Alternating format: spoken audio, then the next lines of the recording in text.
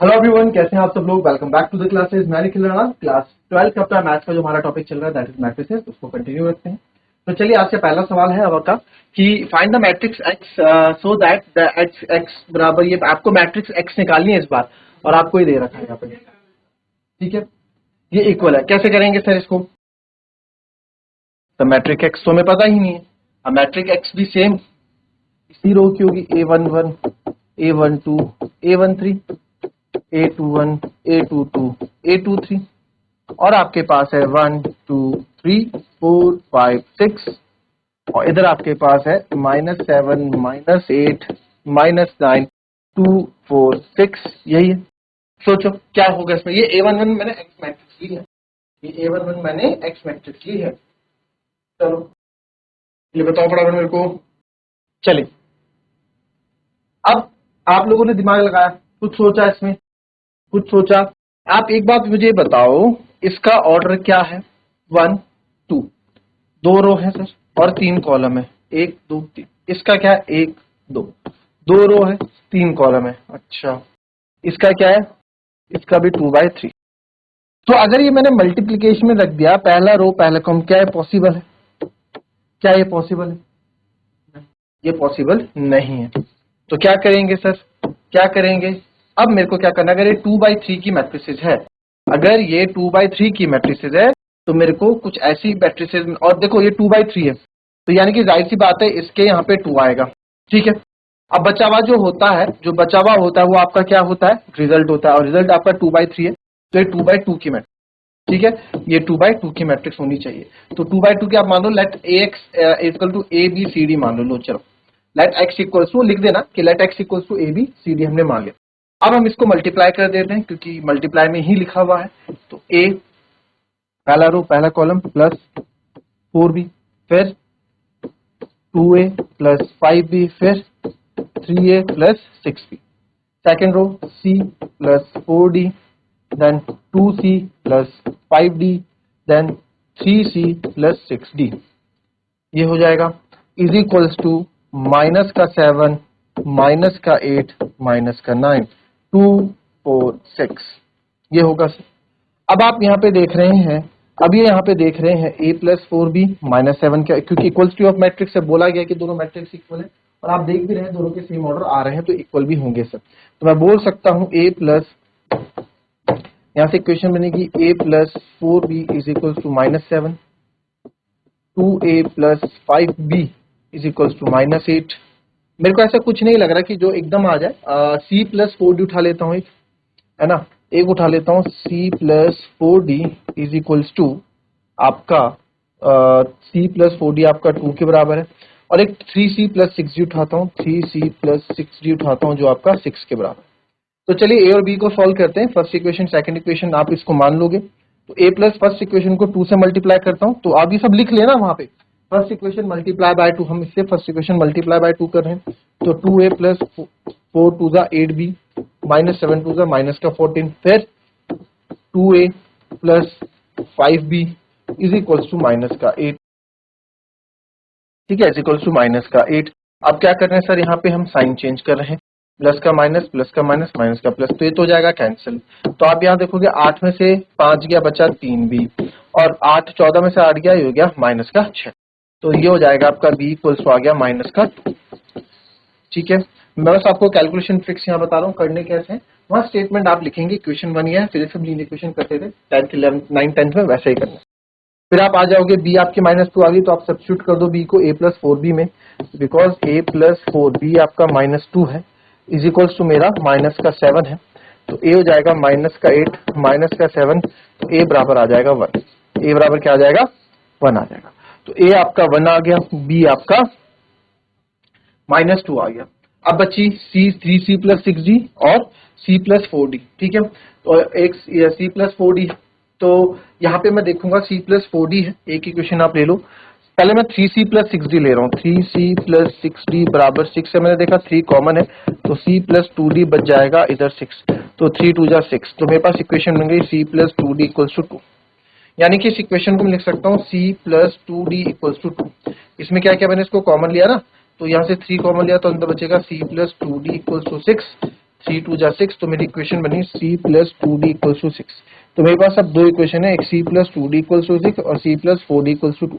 तो यहाँ दोनों के आप देख रहे हैं दोनों सेम है, तो मैं सब्ट्रैक्ट कर देता हूँ, दोनों को सब्ट्रैक्ट कर देते हैं।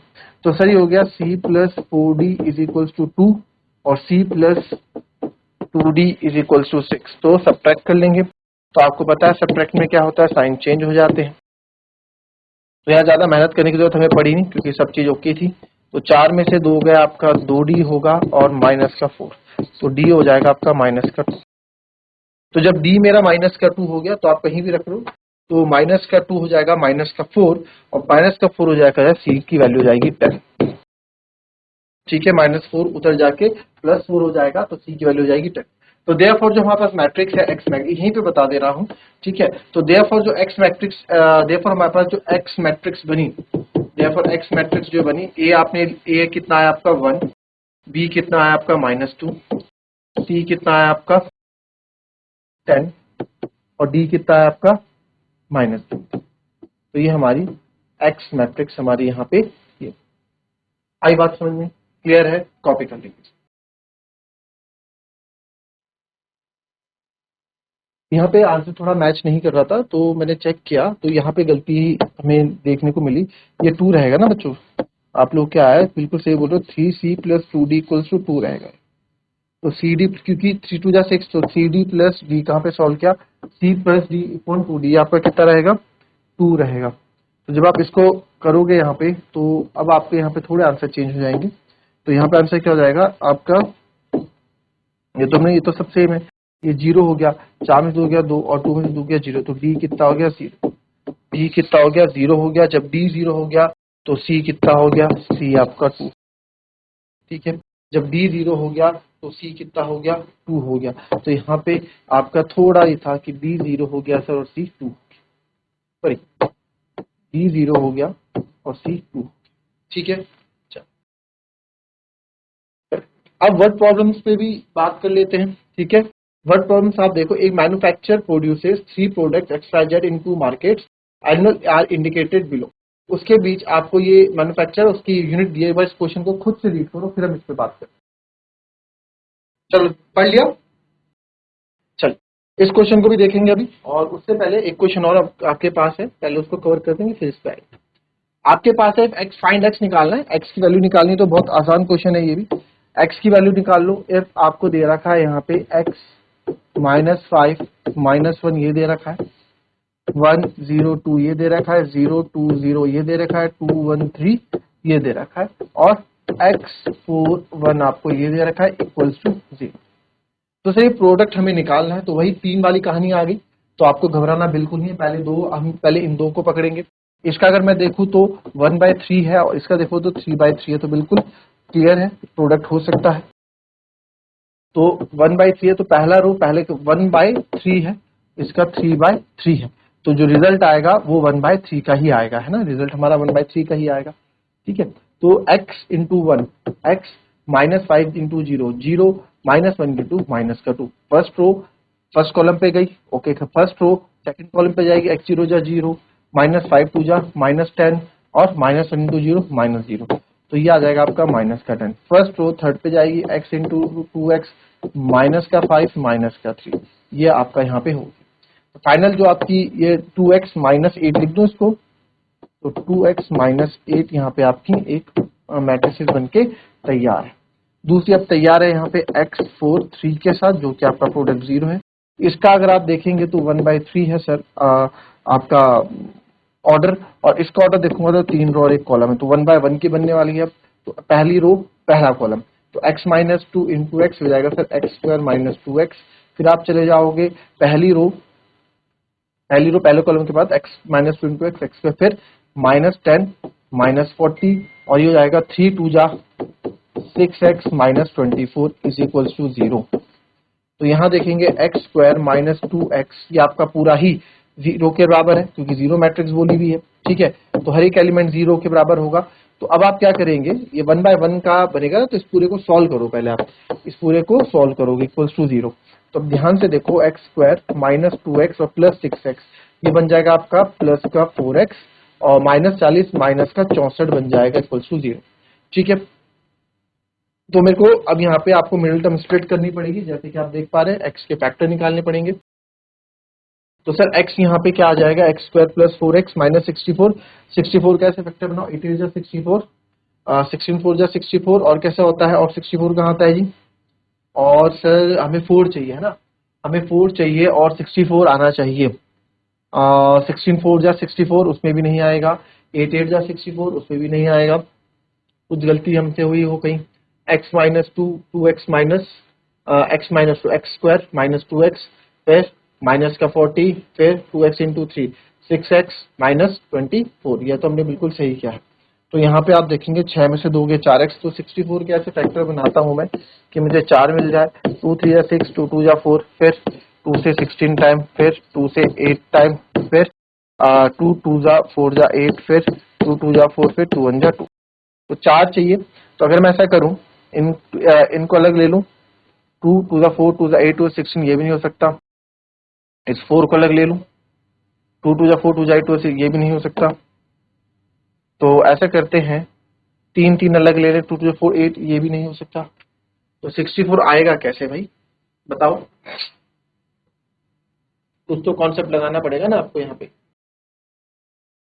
मेरे को जहां तक लगता है कि कुछ ना कुछ कैलकुलेशन मिस्टेक हुई, नहीं तो ऐसा होता नहीं। ओहो, कॉपी करें मिस्टेक हो गई, x4 1 है, हमने x4 3 लिखा, तो यही हमारी यहाँ पे मिस्टेक हो गई, x4 1 है ये। तो now this will become 2x, now this will become 2x minus 8। ठीक है, अब सॉल्व करते हैं इसको, चलिए। तो अगर अब आप सॉल्व करके देखेंगे तो प्लस का 2x माइनस का 2x कैंसिल हो गया आपका, और यहाँ आपके पास बच गया है एक्स स्क्वायर माइनस का 48 equals to 0। X square equals to 48 हो गया।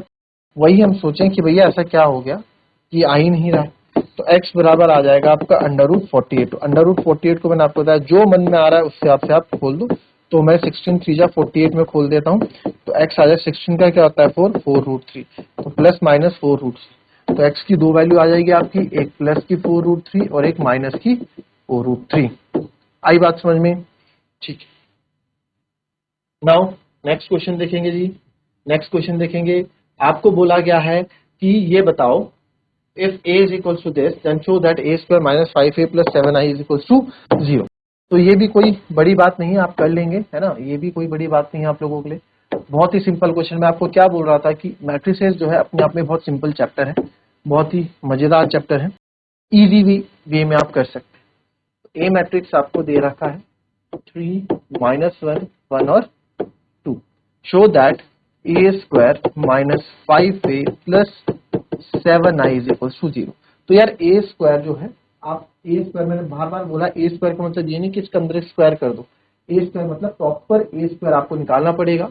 और वो प्रॉपर ए स्क्वायर कैसे निकलेगा, ए इंटू ए करके, ए इंटू ए करके 3 1 माइनस 1 2, 3 1 माइनस 1 2, इस तरीके से आपका ए स्क्वायर प्रॉपर वे में निकलता है।